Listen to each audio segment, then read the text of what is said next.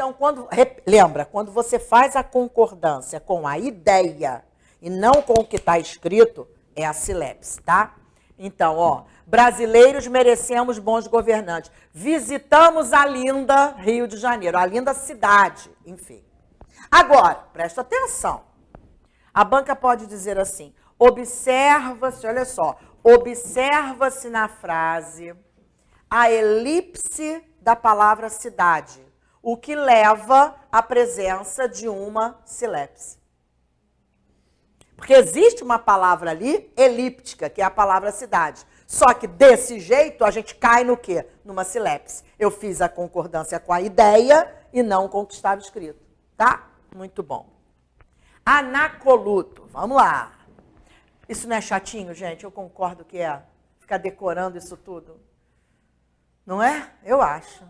Você gosta dessa parte? Eu acho um pouco chata.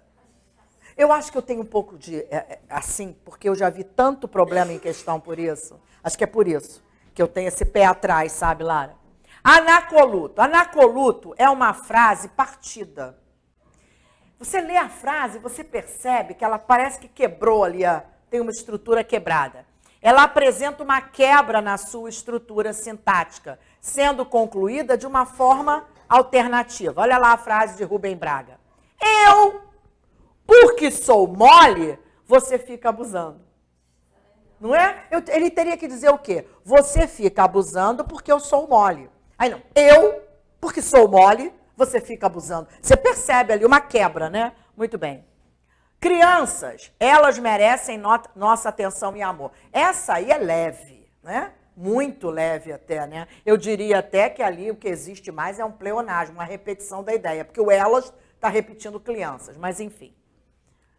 Zeugma, olha aí, zeugma é a omissão de um termo da oração anteriormente mencionado.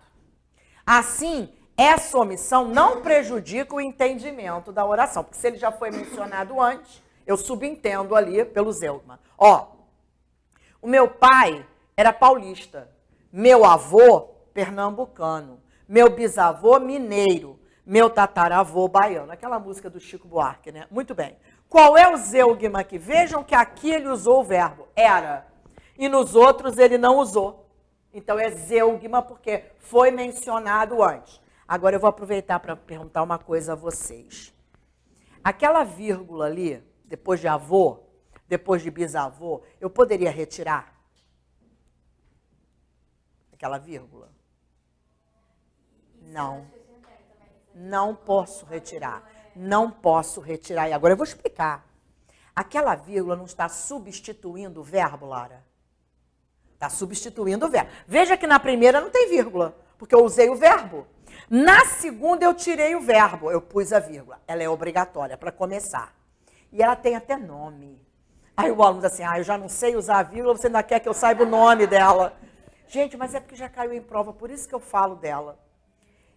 Na prova caiu assim, observa-se no primeiro período do texto a presença de uma vírgula vicária.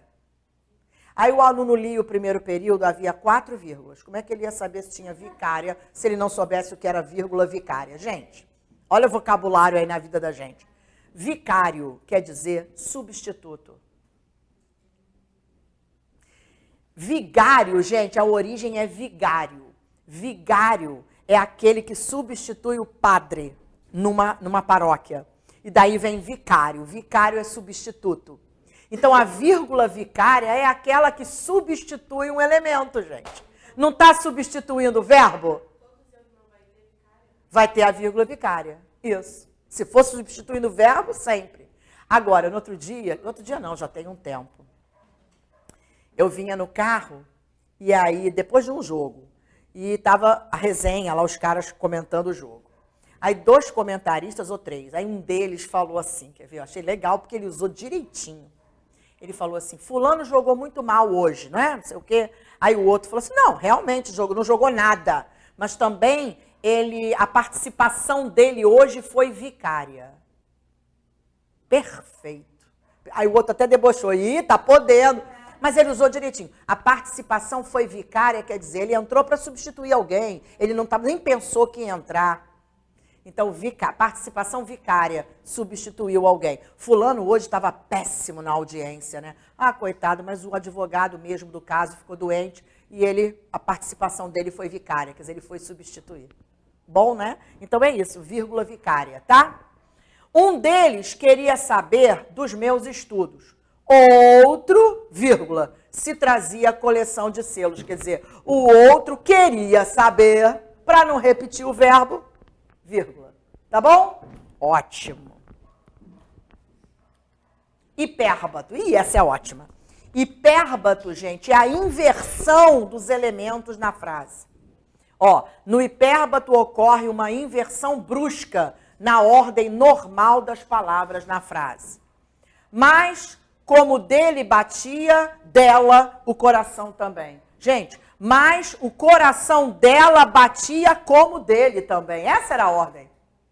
Não é? Para que trocar tudo? Mas antigamente tinha muito isso. Manuel Bandeira. Não te esqueças daquele amor ardente, que já nos olhos meus tão puro viste. Não te esqueças daquele amor ardente que tu viste nos meus olhos, né? Um amor tão puro que tu viste nos meus olhos. Tudo invertido. Agora, melhor exemplo de hipérbato para mim, e já caiu em prova. Os 2 primeiros versos do hino nacional. Olha só. Ouviram do Ipiranga as margens plácidas. Para começar, vou aproveitar até para falar disso. As pessoas acham que as margens plácidas têm crase. Não tem. Por que as pessoas acham que tem crase?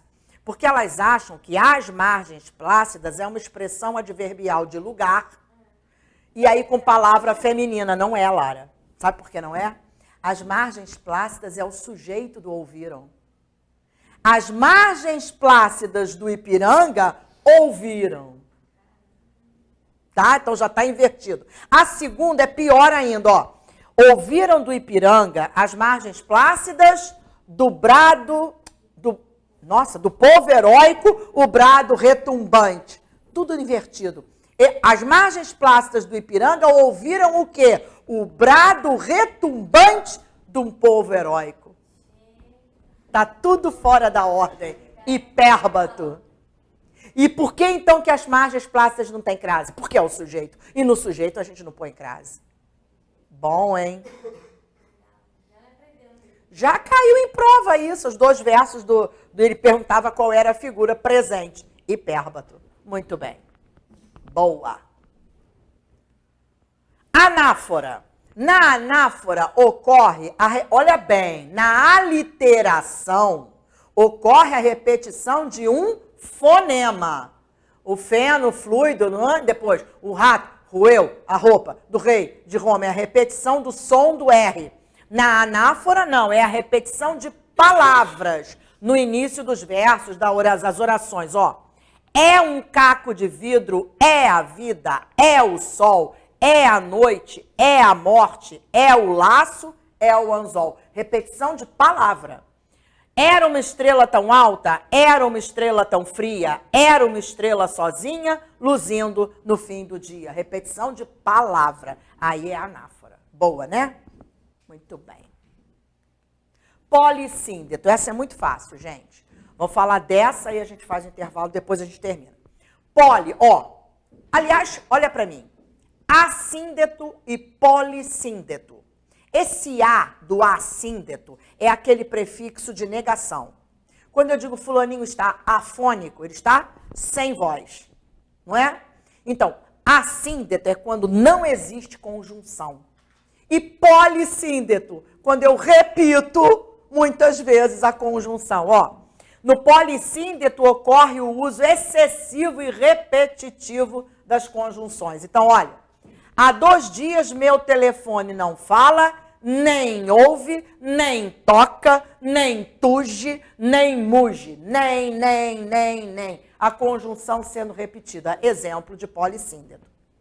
E os desenrolamentos e os incêndios e a fome e a sede e 10 meses de combates e 100 dias de cancioneiro contínuo e o esmagamento das ruínas.